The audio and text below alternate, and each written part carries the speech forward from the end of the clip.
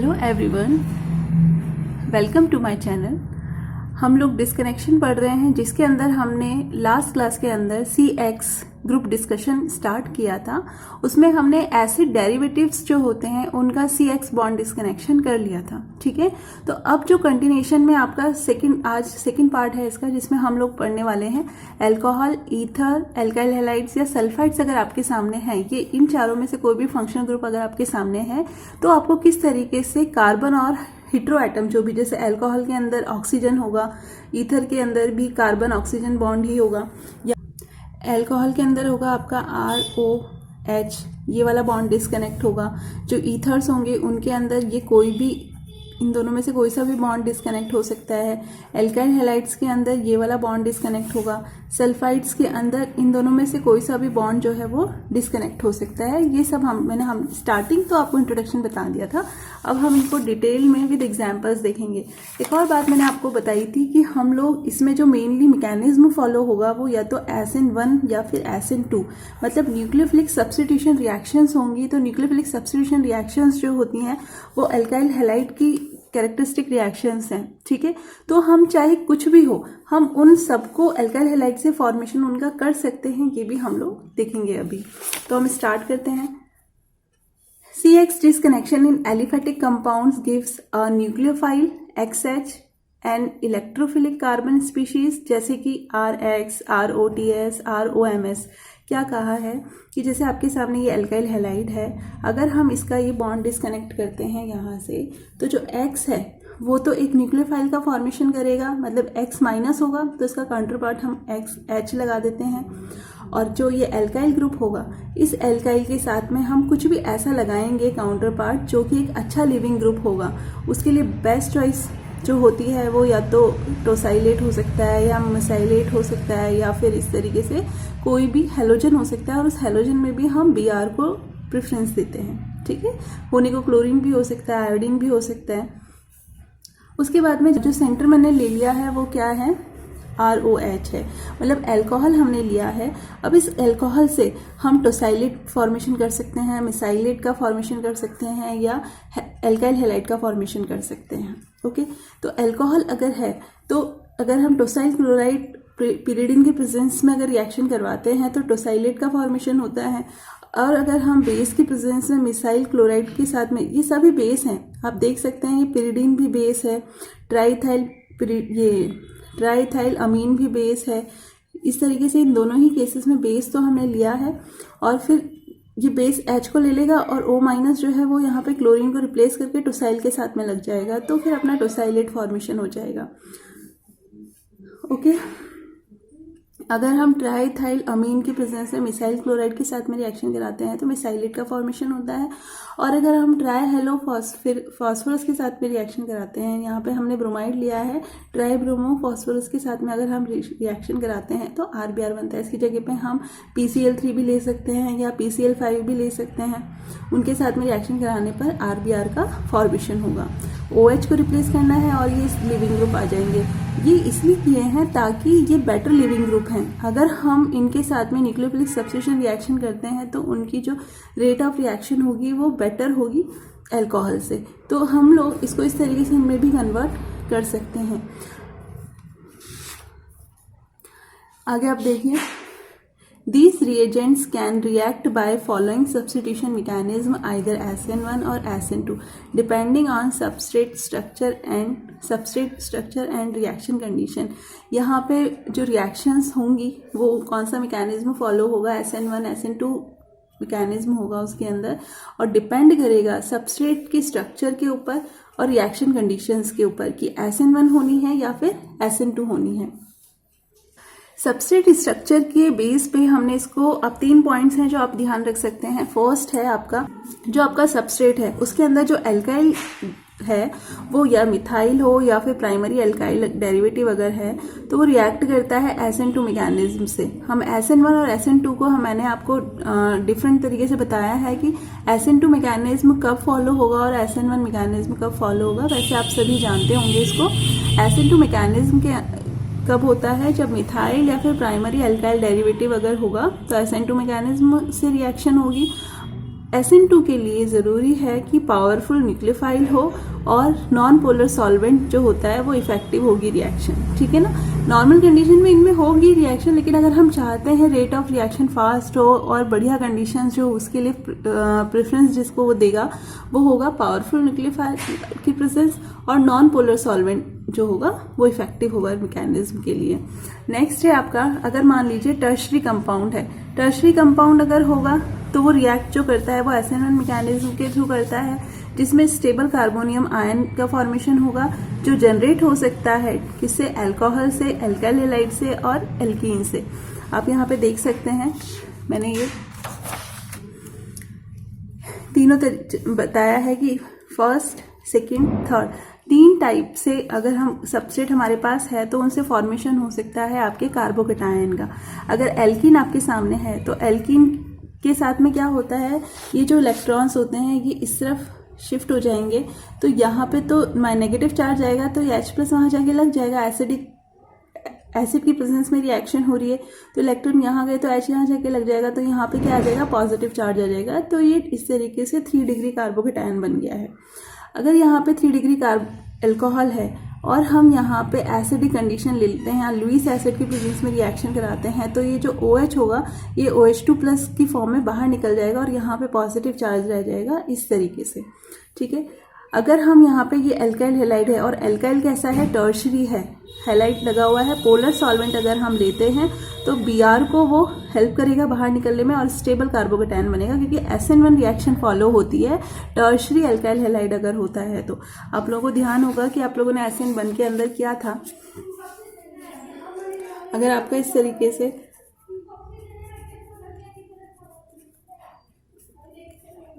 यहाँ पे कोई भी हैलोजन है और अगर इस तरीके से रिएक्शन होती है SN1 के थ्रू, तो पहले कार्बोकेटायन का फॉर्मेशन होता है। फर्स्ट स्टेप के अंदर कार्बोकेटायन का फॉर्मेशन होता है और यही रेट डिटरमाइनिंग स्टेप होता है, यही रेट डिटरमाइनिंग स्टेप होता है, ठीक है। कार्बोकेटायन का फॉर्मेशन ही, यहाँ पे X भी हो सकता है, OH अगर होगा तो वो, जैसे कि अगर OH है, मान लीजिए हमने यहाँ पे एसिड की प्रेजेंस ली है तो ये OH के साथ में रिएक्शन करके यहाँ पे OH2+ हो जाएगा और ये बाहर निकल जाएगा, तो कार्बोकेटायन का फॉर्मेशन हो जाएगा अल्टीमेटली इस तरीके से। SN1 के अंदर कार्बोकेटायन का फॉर्मेशन होता है। ओके, ये 3 पाथवे हैं जिनसे कार्बोकेटायन का फॉर्मेशन हो सकता है और फिर यहाँ पे जो भी कोई न्यूक्लियोफाइल होगा वो यहाँ पे कार्बोकेटायन पे आके अटैच हो जाएगा और इस तरीके से आपकी न्यूक्लियोफिलिक सब्स्टिट्यूशन रिएक्शन हो जाएगी। न्यूक्लियोफिलिक सब्स्टिट्यूशन जो होता है वो 2 स्टेप्स के अंदर होता है SN1 के अंदर, ठीक है ना। SN1 में 2 स्टेप्स में होता है, जबकि SN2 जो होती है SN2 में 1 स्टेप में ही रिएक्शन हो जाती है। अभी मैकेनिज्म हम डिस्कस नहीं कर रहे हैं, अभी केवल हमारा टारगेट जो है वो हमारे सामने कोई भी फंक्शनल ग्रुप जो है उसके बारे में हम बात कर रहे हैं कि वो किस तरीके का मैकेनिज्म फॉलो करेगा, SN1 या SN2।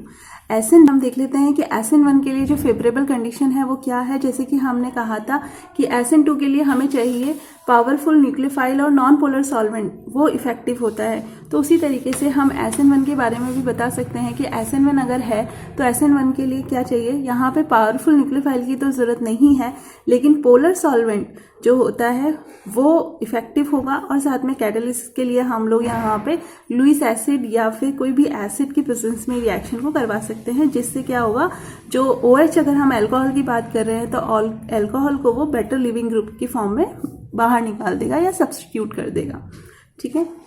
तो ये हो गया आपका SN1 और SN2 के लिए मैंने आपको बता दिया ये 2 कंडीशन। इसके अलावा एक और कंडीशन है, जब सब कंपाउंड जो है वो इस फॉर्म में भी हो सकता है आपके सामने, एलाइलिक और बेंजाइलिक डेरिवेटिव भी हो सकता है। एलाइलिक क्या होता है आप लोग सभी जानते होंगे। एलाइलिक क्या होता है, CH2 double bond CH CH2X। अगर इस तरीके से ये वाला जो कार्बन है, इस कार्बन को हम कहते हैं एलाइलिक कार्बन।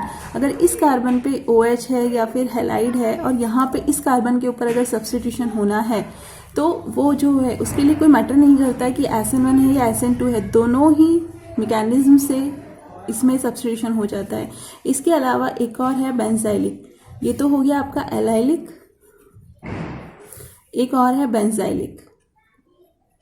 ये वाला जो कार्बन होता है इसको हम बोलते हैं बेंजाइलिक। ये जो इस कार्बन बेंजाइलिक कार्बन के ऊपर SN1 SN2 होती है तो दोनों ही मैकेनिज्म से हो सकता है, दोनों ही मैकेनिज्म इसके अंदर प्रेफरेंस दी जाती है और उसके लिए कोई कंडीशन मैटर नहीं है। कोई भी कंडीशन हम ले लें तो इजीली रिएक्शन हो जाती है। वो आप लोगों ने मैकेनिज्म में पढ़ा होगा कि क्या रीज़न है जिसकी वजह से ये दोनों ही एलाइलिक और बेंजाइलिक जो हैलाइड होते हैं ये इजीली SN1 और SN2 दोनों से रिएक्शन शो करते हैं। ठीक, यहाँ पे आप पढ़ लीजिए, allylic and benzylic derivative react easily both by SN1 and SN2 mechanism, so conditions are relatively unimportant here. यहाँ पे ये एल्काइल हैलाइड है। एल्काइल हैलाइड के अंदर जो एल्काइल ग्रुप है वो एलाइल है, एलाइल हैलाइड हो गया और यहाँ पे न्यूक्लियोफिलिक सब्स्टिट्यूशन होगा इस कार्बन के ऊपर जिसको मैंने अभी आपको बताया था, ये एलाइलिक कार्बन है। यहाँ पे Br सब्स्टिट्यूट होगा और न्यूक्लियोफाइल आ जाएगा। यहाँ पे ये वाला जो कार्बन है ये बेंजाइलिक कार्बन है, इस कार्बन के ऊपर रिएक्शन होगी, ये न्यूक्लियोफाइल यहाँ पे आके अटैक करेगा और ये हैलोजन को बाहर निकाल देगा तो आपका ये कंपाउंड बन जाएगा। तो यहाँ पे बात हो गई कि एलाइलिक बेंजाइलिक अगर होगा आपके सामने तो कोई कंडीशन हो SN1 SN2 दोनों से ही इजीली रिएक्शन हो जाती है। The organic compounds containing these functional groups are planned to be synthesis।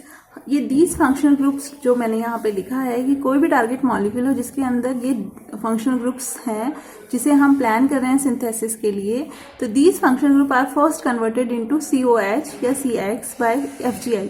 जब भी हम डिस्कनेक्शन करेंगे तो मान लीजिए आपके सामने अगर इनमें से कोई भी ग्रुप है, ये आपके सामने मैंने कुछ कंपाउंड्स हैं जो लिखे हैं जैसे ईथर है, सल्फाइड्स है, थायोल्स है, एल्काइल हैलाइड है या कोई भी दूसरा कोई डेरिवेटिव है, मतलब एल्काइल के साथ में कोई न्यूक्लियोफाइल लगा हुआ है। तो इनमें से अगर कोई भी कंपाउंड आपके सामने है तो हम पहले उसको FGI के थ्रू RX या फिर हम ROH के अंदर उसको इंटर कन्वर्ट कर लेंगे। उसके बाद में हम यहाँ से डिस्कनेक्ट करेंगे क्योंकि किसी भी एल्काइल ग्रुप का के अंदर हम OH को तो ईजिली इंट्रोड्यूस कर सकते हैं। हम जानते हैं ऑक्सीडेशन के थ्रू हम यहाँ पे OH लेकर आ सकते हैं या फिर हैलोजिनेशन के थ्रू X लेकर आ सकते हैं। तो यहाँ पे डिस्कनेक्ट करने के लिए पहले हमें इन सारे ग्रुप्स को हमें FGI के थ्रू कन्वर्ट करना होगा RX या फिर ROH के अंदर। ठीक है, तो मैंने ये सारे जब हम सिंथेसाइज करेंगे तो सिंथेसाइज के दौरान तो हमें ये रिएक्शंस परफॉर्म करनी होंगी जिनके थ्रू हम इन सारी कंपाउंड्स का फॉर्मेशन कर सकते हैं। ठीक है, इन सभी रिएक्शंस के अंदर SN1 या SN2 रिएक्शन ही फॉलो हो रही है, डिपेंड करता है एल्काइल किस तरीके का है। अगर हम बात करें सब्स्टिट्यूशन हो रहा है तो आप देख सकते हैं कि अगर मैं यहाँ पे इसके बारे में बात करूँ तो ये ROH है, कोई भी डिफरेंट एल्काइल ग्रुप है, बेस लिया है हमने और ये बेस क्या करेगा, H को निकाल लेगा तो ये नेगेटिव चार्ज स्पीशीज आएगी और फिर नेगेटिव चार्ज स्पीशीज इस एल्काइल के कार्बन के ऊपर अटैक करेगा और इस X को निकाल देगा, होगा सब्स्टिट्यूशन ही। आपको हमेशा ध्यान रखना है एसिड बेस रिएक्शन जो होती है सबसे पहले होती है। ठीक है, आपके सामने कोई कंपाउंड है जिसके अंदर इस तरीके से ये अल्कोहल है और हमने बेस लिया है तो ये बेस क्या करेगा, इसमें से RO- ये फॉर्मेशन करेगा। ये बेस जो है इस H को निकाल लेगा क्योंकि ये एसिडिक हाइड्रोजन है और ये नेगेटिव स्पीशीज जो बनी है ये हमारा क्या तैयार हो गया, न्यूक्लियोफाइल तैयार हो गया। अब ये न्यूक्लियोफाइल जो है न्यूक्लियोफिलिक सब्स्टिट्यूशन के लिए रेडी है। जो भी कोई एल्काइल हैलाइड है या कोई दूसरा कोई कार्बन है उसके ऊपर जाके ये अटैक करेगा, जैसे कि मान लीजिए यहाँ पे एल्काइल हैलाइड ही है तो ये इसके ऊपर जाके अटैक करेगा और इस X को यहाँ से सब्स्टिट्यूट कर देगा। तो सब्स्टिट्यूशन रिएक्शन ही होनी है। ओके, ये हो गया आपके सारे कंपाउंड्स, आप लोग इसका स्क्रीनशॉट ले लीजिए। उसके बाद आते हैं आपके ethers and sulphides. Ether and sulphides के अंदर क्या करना है आपको, choose our first disconnection because of the reactivity, या तो उसकी रिएक्टिविटी होगी या फिर उसके अंदर रिएक्टिविटी नहीं होगी, of one side of the target molecule. ये जो मैंने कहा है इसको अपन समझते हैं एक एग्जाम्पल के थ्रू। यहाँ पे इस टारगेट मॉलिक्यूल का हम एनालिसिस कर रहे हैं। ये क्या है, वॉल फ्लावर परफ्यूम कंपाउंड है जिसके अंदर अगर आप ऑब्जर्व करो तो ये बेंजीन रिंग है, इससे मिथाइल ग्रुप लगा हुआ है। उसके अलावा यहाँ पे ये ईथर ग्रुप है और हमने कहा था कि अगर कोई कंपाउंड है जिसके अंदर अल्कोहल है, एस्टर है, लेकिन अल्कोहल भी एलिफेटिक होना चाहिए। ठीक है ना, ये नहीं बेंजीन रिंग से अल्कोहल लगा हुआ है तो उसको हम डिस्कनेक्ट कर दें, वो कभी भी नहीं करना है। एस्टर है, अमाइड है या फिर ईथर है तो हम अब हमारे सामने ऑप्शन है कि कार्बन X वाला बॉन्ड हमें डिस्कनेक्ट करना है और कार्बन X जो है, कार्बन या हेटेरो एटम जो है, उसके लिए हमारे पास ऑप्शन है दो साइड का। हमारे पास दो साइट अवेलेबल है इसके अंदर, एक तो बेंजीन रिंग का कार्बन और ये ऑक्सीजन है, ये वाला बॉन्ड हमारे पास ऑप्शन है। एक ये वाला बॉन्ड का ऑप्शन है कि ऑक्सीजन और ये मिथाइल का कार्बन है। ठीक है, हमारे पास ये दो ऑप्शन है। अगर हम ये बेंजीन रिंग वाले कार्बन को अगर हम डिस्कनेक्ट करते हैं, अगर बेंजीन रिंग वाले कार्बन के बॉन्ड को डिस्कनेक्ट करते हैं तो हमारा जो भी बनेगा सिंथॉन वो हमारे लिए यूजफुल नहीं होगा, क्योंकि ये अनरिएक्टिव साइट है। हमें कभी भी कार्बन से ऑक्सीजन जुड़ा हुआ जो होता है उस बॉन्ड को हमें कभी भी डिस्कनेक्ट नहीं करना होता है। ओके, तो हमारे लिए जो रिएक्टिव साइट है वो कौन सी है? ये ऑक्सीजन और ये मिथाइल का कार्बन। तो हम इस बॉन्ड को डिस्कनेक्ट करते हैं, इस वाले बॉन्ड को हम डिस्कनेक्ट करेंगे। जब हम इस बॉन्ड को डिस्कनेक्ट करेंगे तो ये हमारे लिए हो गई रिएक्टिव साइट। ओके, तो हम जो फर्स्ट डिस्कनेक्शन करते हैं वो हमारा सिलेक्शन होना चाहिए रिएक्टिविटी के अकॉर्डिंग। जो रिएक्टिव साइट है हमें उसी को डिस्कनेक्ट करना है, ना कि ये वाली जो कि रिएक्टिव नहीं है।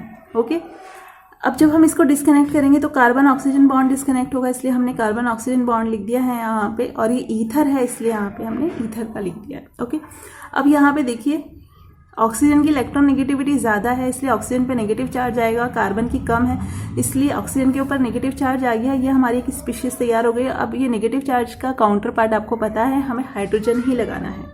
ठीक है, ये जो है मिथाइल, इसके ऊपर पॉजिटिव चार्ज आया था और पॉजिटिव चार्ज के साथ में हम हेलोजन या टोसाइलेट या मिसाइलेट कुछ भी ऐसा लगा सकते हैं जो एक अच्छा लिविंग ग्रुप हो, क्योंकि ये न्यूक्लियोफाइल है, ये इस कार्बन के ऊपर अटैक करेगा, इस न्यूक्लियोफाइल को रिप्लेस करेगा और यहाँ पर आएगा न्यूक्लियोफिलिक सब्स्टिट्यूशन होगा। ठीक है, इसका आप सिंथेसिस देख सकते हैं।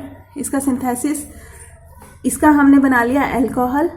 जब भी हमें फिनॉल का मिथाइलेशन करना होता है तो हम उसके लिए यूज़ करते हैं डाईमिथाइल सल्फेट। यहाँ पे डाईमिथाइल सल्फेट लिखा हुआ है। ये डाईमिथाइल सल्फेट जो है हम बेसिक मीडियम में लेते हैं, एल्कलाइन मीडियम में। जब हम एल्कलाइन मीडियम में लेते हैं तो ये H को क्या करेगा, बेस क्या करेगा, यहाँ से H को निकाल लेगा और ये O नेगेटिव जो यहाँ पे ये बना था अपना, ये बनेगा यहाँ पे O नेगेटिव जो कि एक न्यूक्लियोफाइल होगा, और ये न्यूक्लियोफाइल फिर अटैक करेगा यहाँ पे, जिसका क्या हो जाएगा, मिथाइलेशन हो जाएगा। तो हम ईजिली इस फिनॉल का मिथाइलेशन कर सकते हैं। और यहाँ जो रिएक्शन फॉलो हो रही है, जो मैकेनिज्म फॉलो हो रहा है वो न्यूक्लियोफिलिक सब्स्टिट्यूशन ही है। ठीक है, तो यहाँ पे जो भी हमारा कार्बन हेटेरो एटम का जो बॉन्ड डिस्कनेक्शन है, इसके अंदर आपके लिए इंपॉर्टेंट हो गया है कि आपको न्यूक्लियोफिलिक सब्स्टिट्यूशन थोड़ा सा पता होना चाहिए। ओके, नेक्स्ट देखिए,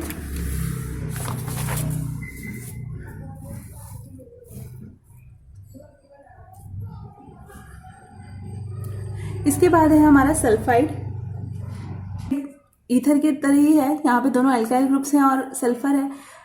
यहाँ पे सल्फर जो है इसकी इलेक्ट्रॉन नेगेटिविटी कम होती है, तो इसलिए हम इसको कहेंगे कि जो सल्फर है ये एक तरीके से सॉफ्ट साइड हो गई। कार्बन के साथ में एक ऑक्सीजन बॉन्ड बनाए और एक सल्फर बॉन्ड बनाए, दोनों में से दोनों बेस्ट जो बॉन्ड होगा वो सल्फर के साथ में होगा, तो ये अच्छा एक न्यूक्लियोफिलिक साइड हो जाती है।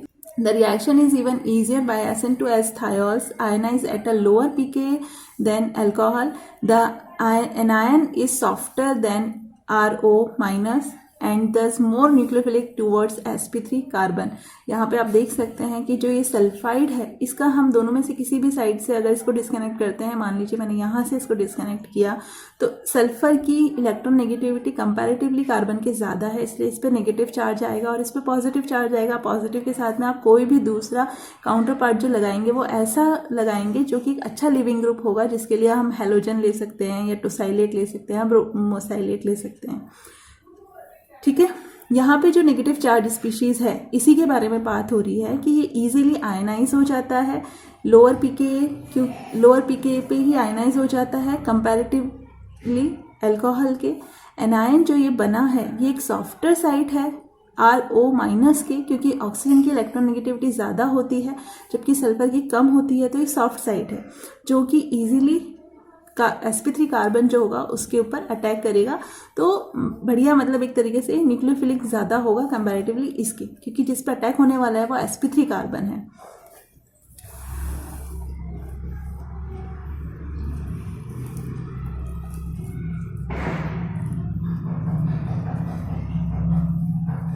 अब आपके सामने है एग्जाम्पल, 7th टारगेट मॉलिक्यूल है, इसका नाम है क्लोरबेंजाइड, जो कि एकैरिड साइड है जो कि किल करता है माइट्स और टिक्स को। ये जो कंपाउंड है इसके अगर आप ऑब्जर्व करेंगे तो आपको यहाँ पे S दिखाई देगा और ये एक एल्काइल ग्रुप है, ये दूसरा एक एल्काइल ग्रुप है। ठीक है, एल्काइल यहाँ पे बेंजाइल है, ये एक सब्स्टिट्यूएंट है, ये दूसरा सब्स्टिट्यूएंट है। ठीक है, ये एक सल्फाइड है, तो सल्फाइड के अंदर एक साइड तो हमारे पास ये वाली है कि हम इसको डिस्कनेक्ट करें, एक साइड हमारे पास ये वाली है। अगर हम इसको डिस्कनेक्ट करेंगे तो ये अनरिएक्टिव साइड है क्योंकि इस बेंजीन के ऊपर पॉजिटिव चार्ज आएगा। अगर हम इस बॉन्ड को डिस्कनेक्ट करते हैं तो इसकी वजह से बेंजीन रिंग के ऊपर पॉजिटिव चार्ज आएगा जो कि एक अनरिएक्टिव साइड हो जाएगी। ठीक है, अगर हम इस बॉन्ड को डिस्कनेक्ट करते हैं तो सल्फर के ऊपर नेगेटिव चार्ज और इसके ऊपर पॉजिटिव चार्ज आएगा जो कि बढ़िया है ऑप्शन हमारे पास। तो हम इस बॉन्ड को डिस्कनेक्ट करेंगे, सल्फर के ऊपर नेगेटिव चार्ज आएगा, इस कार्बन के ऊपर पॉजिटिव चार्ज आएगा। पॉजिटिव के ऊपर हम हेलोजन, टोसाइलेट, मेसाइलेट कुछ भी लगा सकते हैं, तो हमने यहाँ पे लगा दिया हेलोजन। ठीक है, इस सल्फर के ऊपर आपके यहाँ पे लगा हुआ है नेगेटिव चार्ज जिसमें हम इसका काउंटर पार्ट हम हाइड्रोजन लगाएंगे जो कि मैंने यहाँ लगा दिया है। जब हम सिंथेसिस कर रहे हैं इसका, एक आपका स्टार्टिंग मटेरियल ये है, एक स्टार्टिंग मटेरियल ये है, जो ये दोनों सेम है। ठीक है, अब हम इसकी रिएक्शन जो कराते हैं सोडियम इथॉक्साइड के साथ में और इथेनॉल एज ए सॉल्वेंट हम लेते हैं, ये एक बेस की तरह बिहेव करेगा। ये बेस है तो क्या काम करेगा, ये एसिडिक हाइड्रोजन को रिमूव करेगा। यहाँ से एसिडिक हाइड्रोजन, ये हाइड्रोजन है, ये रिमूव होगा, देन नेगेटिव चार्ज आएगा, ये न्यूक्लियोफाइल की तरह बिहेव करेगा और ये इस sp3 कार्बन के ऊपर अटैक करेगा जिससे ये हेलोजन सब्स्टिट्यूट करके यहाँ पे ये आ जाएगा। तो ये आपका टारगेट मॉलिक्यूल रेडी हो जाएगा जो हमारा ये था। ठीक है, इस तरीके से आपने सारे देख लिए हैं। हमने एस्टर, अल्कोहल और ईथर, सल्फाइड, ये सारा आपका कार्बन हेटेरोएटम जो भी 1 ग्रुप CX डिस्कनेक्शन था ये आपका कंप्लीट हो गया है। अब आपको मैं शॉर्ट में एक बार इसको समराइज करवा दूंगी नेक्स्ट क्लास के अंदर। अच्छे से एग्जाम्पल्स को तैयार कर लीजिएगा। ओके, अगर कोई आपको प्रॉब्लम आती है, कोई क्वेरी है तो आप लोग मुझे कमेंट करके बता सकते हैं या पूछ सकते हैं। Okay, thank you.